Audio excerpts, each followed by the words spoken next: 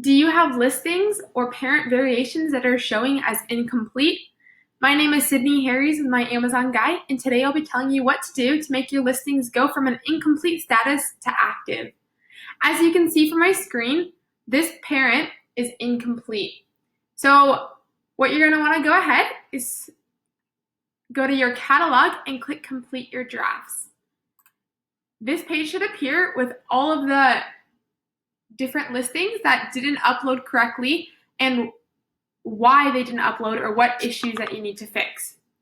So in this case, you can see here the batch ID, this is the product that I just showed previously, has not uploaded correctly because it has an issue with the search terms. So here it says enter valid search terms. Please reduce your generic keyword length to less than generic keyword bytes.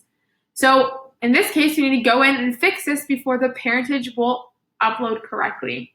You can go ahead and click Edit Draft.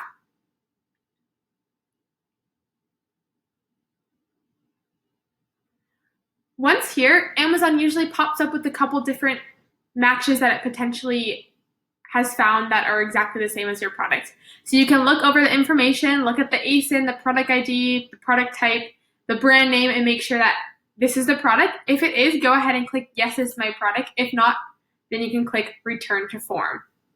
In this case, it needs to enter a specific price. There was no price entered in. So you can click $24.99. And as we had noticed previously under the Complete Your Draft, it had enter valid search terms. So the search terms were not okay.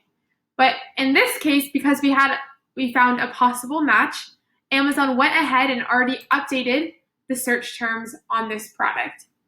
So once you enter in your price, you can go ahead and click Save and Finish, and you should see your listings go to active within 24 hours. And if you need help with any of this process or anything Amazon related, feel free to go to myamazonguide.com, book a coaching call, and we're here to help you grow sales.